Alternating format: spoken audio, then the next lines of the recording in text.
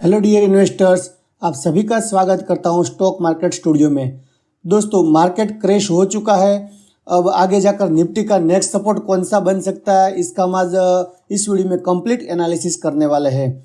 दोस्तों, अभी जो ईरान और इजराइल के बीच में जो वॉर चल रहा है, तो वैसे डायरेक्टली इसका इफेक्ट कोई इंडियन इकोनॉमी के ऊपर नहीं है, लेकिन जब किसी भी दो कंट्री के बीच में वॉर्स आता है तो इसका जो पूरे मार्केट में सेंटिमेंट नेगेटिव बन जाता है। जैसे अभी न्यूज़ चैनल, आप किसी भी न्यूज़ चैनल देखोगे तो वहाँ पे आपको ऐसा ही दिखाएंगे कि जैसे थर्ड वॉर होने वाला है और एक कंट्री इसके साथ गई है, वो कंट्री इसके साथ गई है।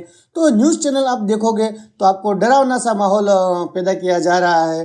तो न्यूज़ चैनल इस टाइम पे आप देखना थोड़ा सा कम कर दो और जो पास्ट में जो भी हिस्ट्री बनी है उसका थोड़ा सा एनालिसिस करो और अपने आप में कॉन्फिडेंस लाओ और डरने की ज़रूरत इसमें मुझे नहीं लग रही है। और वैसे भी पिछले अगर हम देखें पिछले कुछ साल पहले जब यूक्रेन और रशिया का भी वॉर हुआ था, तब मार्केट एकदम से नीचे गिरा था और बहुत सारे इन्वेस्टर्स ने पैसा घुमा दिए थे ऐसा सोच के कि भाई अब और मार्केट नीचे जाएगा, और लॉस में उसका पोर्टफोलियो पूरा निकाल के लॉस कर बैठे थे। वहाँ से कंटिन्यूस अपर की साइड रैली आई और एक बुलिश ट्रेंड स्टार्ट हुआ। लेकिन यहाँ पर हमें डरने की ज़रूरत नहीं है। वैसे मैं इस चैनल के ऊपर इंडिविजुअल स्टॉक्स का, जैसे स्टॉक मार्केट स्टूडियो में हम इंडिविजुअल स्टॉक्स का एनालिसिस करते हैं, जिसमें बिजनेस एनालिसिस करते हैं, फंडामेंटल एनालिसिस करते हैं और टेक्निकल चार्ट का एनालिसिस करते हैं। लेकिन अभी जिस टाइप की मार्केट में सिचुएशंस बनी हुई है, एक डरावना सा माहौल खड़ा किया गया है, तो इसको चलते हुए मुझे ऐसा लग रहा था कि मेरे जो व्यूअर्स है, मेरे सब्सक्राइबर्स है, उसको क्यों ना मैं इस निफ्टी का सपोर्ट्स दिखा पाऊँ कि भाई आपको डरने की ज़रूरत नहीं है। अगर टेक्निकली चार्ट के ऊपर अगर हम देखेंगे तो हमें क्लियरली पता चलेगा कि मार्केट कहाँ तक सपोर्ट बना रहा है और कहाँ से बाउंस बेस हो सकता है। ये कोई परमानेंट चीज़ नहीं है, वॉर तो चलता रहता है, धीरे धीरे चीज़ें नॉर्मल होने लगेगी और एक अपर ट्रेंड वापस स्टार्ट हो जाएगा। तो इसमें वैसे मेरा कोई फ्यूचर या ऑप्शंस निफ्टी का वीडियो बनाना मतलब है कि सपोर्ट दिखाना, ऐसा कोई मैं कभी भी इस चैनल के ऊपर आपको एजुकेट नहीं करूंगा कि भी आपको निफ्टी में कब बाय करना है, निफ्टी में कब सेल करना है, फ्यूचर ऑप्शंस में कैसे किया जाता है, वो मुझसे आप उम्मीद मत रखिए। क्योंकि मेरा यहाँ पे क्लियर काम है आपको एजुकेट करना, डिलीवरी के बेस के ऊपर पोजिशनल ट्रेडिंग कैसे किया जाता है। क्योंकि हमेशा मैं आपसे कहता रहता हूँ कि जो फ्यूचर एंड ऑप्शंस में करते हैं वो कभी भी प्रॉफिट नहीं करते हैं, तो वो चीज़ें आपको सिखाना कोई मतलब ही नहीं है। तो वो मैं कभी आपको इस मंच पर नहीं सिखाने वाला हूँ।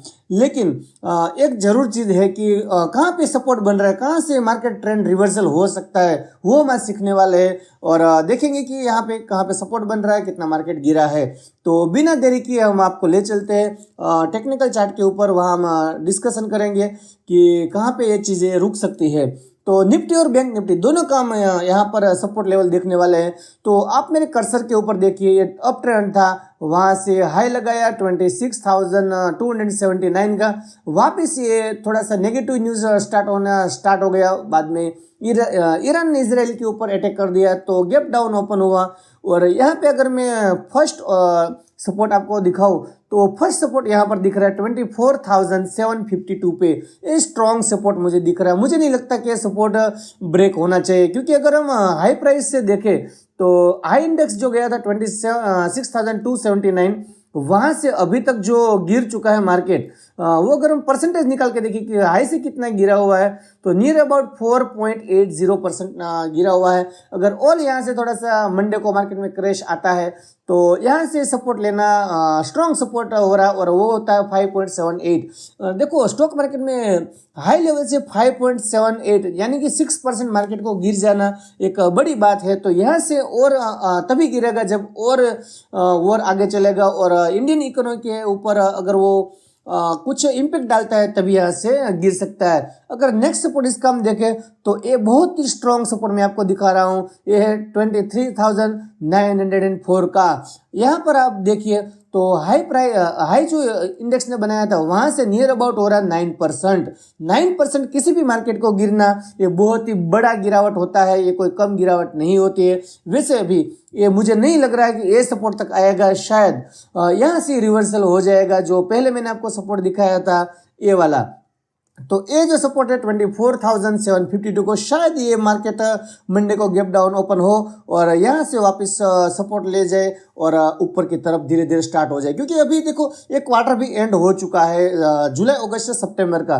तो ये अभी धीरे धीरे कंपनीज के रिजल्ट आने शुरू हो जाएंगे, अच्छा अच्छा रिजल्ट्स पोस्ट करेंगे तो इंडिविजुअल स्टॉक स्टार्ट होगा, तो धीरे धीरे निफ्टी भी ऊपर जाने स्टार्ट हो जाएगी।